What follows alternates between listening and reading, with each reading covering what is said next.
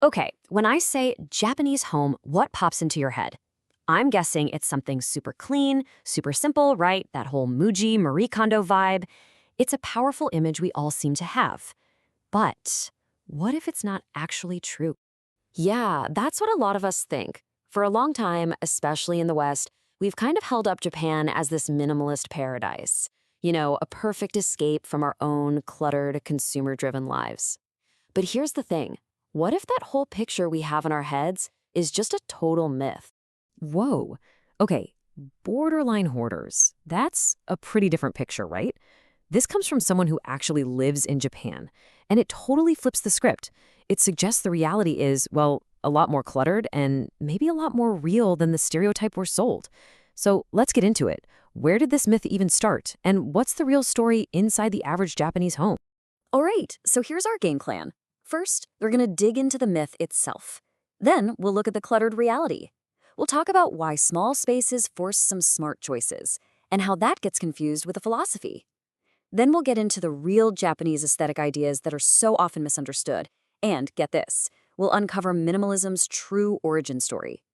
Finally, we'll wrap it all up by looking at why we're all, no matter where we live, so drawn to this idea of living with less.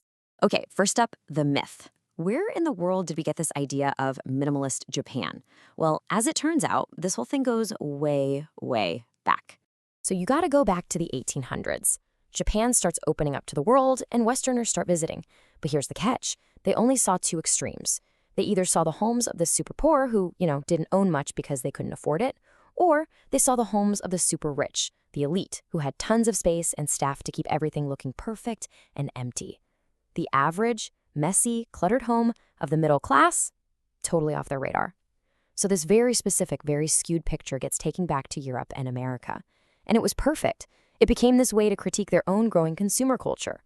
Look at the simple, spiritual Japanese, they'd say. And that story? It just stuck. But it was never the whole truth. Okay, let's zoom forward to our time. When you think of Japanese tidiness today, who do you think of? Marie Kondo, right? Of course. But here's a wild thought. What if her massive success isn't proof that Japan is minimalist, but actually proof that it's not? And that changes everything, doesn't it? See, we have this idea that she was just sharing this pre-existing Japanese way of life with the world. But the reality is, her KonMari method got huge in Japan first, for a simple reason. People had too much stuff. They needed her help. She wasn't showing off a culture that was already minimalist. She was basically providing a lifeline for a culture that was drowning in clutter. So what are we actually talking about here? What's the reality? Well, people who live there talk about homes just jam-packed with knickknacks and, well, stuff. Piles of old newspapers on the stairs because you have to wait for the one specific day to put them out. And you can't talk about clutter without mentioning Don Quixote. It's this famous chain of stores, and it is the complete opposite of minimalism. It's chaos. Aisles are packed to the ceiling with everything you could ever want and more. Then you've got these super complicated recycling rules. You have to separate everything into like a dozen different categories and store it all until pickup day. It's basically a system designed to create clutter. All right, so if the minimalist image is a myth, why do some Japanese homes look so simple? Well, it's not about philosophy. It's about something way more basic: pragmatism. The answer isn't some deep philosophy. Honestly, it's just physics. It's all about fitting your entire life into an incredibly small space. I mean, think about it. A typical one-person apartment in Tokyo might be just 21 square meters. That's around 226 square feet. Tiny. When you have that little room to work with, you just can't afford big, bulky furniture that only does one thing.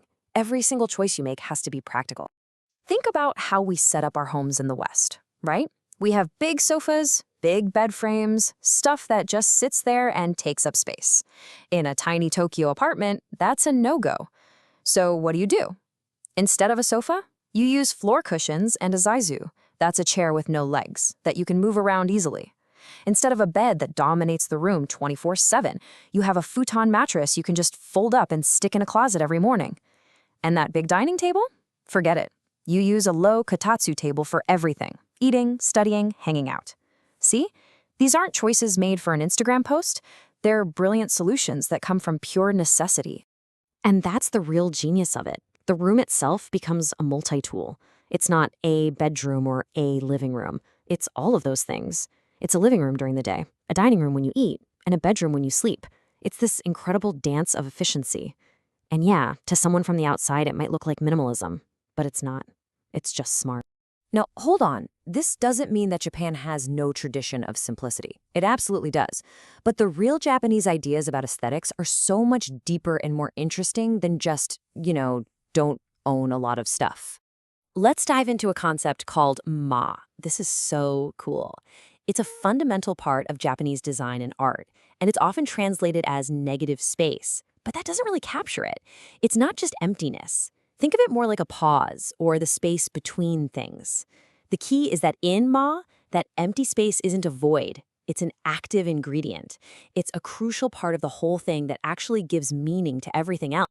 I love this analogy. It's the silence between the notes which make the music, right? Music isn't just a jumble of sounds.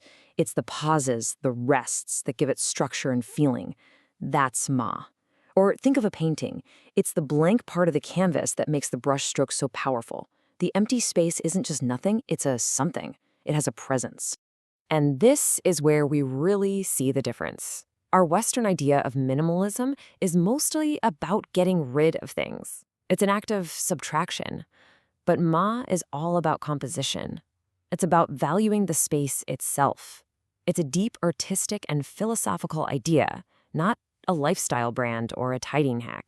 And ma isn't the only concept like this. You've also probably heard of wabi-sabi, this beautiful idea of finding beauty in things that are imperfect or old. And there's kanketsu, which is about simplicity, and that's a big influence on brands like Muji. These are rich, complex cultural ideas that just they get flattened and crammed under the simple and often incorrect label of minimalism. So if this whole lifestyle trend that we call minimalism isn't really Japanese, then where did it come from? Okay, get ready for this because this is probably the biggest surprise of all. Yeah, you've read that right. That's from a guy named Shibu, who is himself a Japanese minimalist. He says the whole thing started in America as a reaction to American consumer culture. The lifestyle we think of as Japanese minimalism was actually invented in the West, pretty recently, to push back against the buy more stuff mindset. And you can see how it happened. It all kicked off as an art thing in America back in the 60s. Then in the 80s, it moves into architecture. And that's when it starts borrowing some of those cool Japanese ideas like ma. But the big bang, the moment it became a lifestyle, was in the late 2000s. A bunch of American bloggers started writing about living with less as a way to fight consumerism. So when Marie Kondo came along a few years later with her tidying revolution, the world just kind of smushed the two things together and slapped a Made in Japan label on the whole movement. So where does that leave us? What's the big takeaway here? I think it's that this desire to simplify, to find some peace and quiet by getting a handle on all our stuff, that's not Japanese, it's not American, it's just human. It's something we all feel. And what's so interesting is seeing how different cultures think about this. For example, in Japanese, there are actually two different words for life. There's Seikatsu, which is like your daily grind, the practical stuff, making dinner, paying bills. And then there's jinsei, which is your whole life story, the big picture from start to finish. And when you think about it, trying to live more simply is about both, isn't it? We're trying to make our day-to-day seikatsu less chaotic so we can have a better, more meaningful jinsei. And this isn't just a feeling either. There's actual science to back this up. Study after study shows that the physical act of getting rid of clutter has a huge positive impact on your well-being. It literally lowers stress and anxiety. So it doesn't matter what you call it, minimalism, tidying, spring cleaning, the result is the same. It's not some secret Japanese technique. It's just human psychology. So I guess that leaves us with one last big question to think about. We're always so focused on the idea of owning fewer things, but maybe that's not really the point. I mean, the whole idea of motto is about appreciating the space. Marie Kondo's whole thing is about keeping what brings you joy. So maybe the goal isn't really about getting rid of stuff. Maybe it's about creating enough space in our homes and in our heads to actually notice and appreciate the things and the people that truly matter.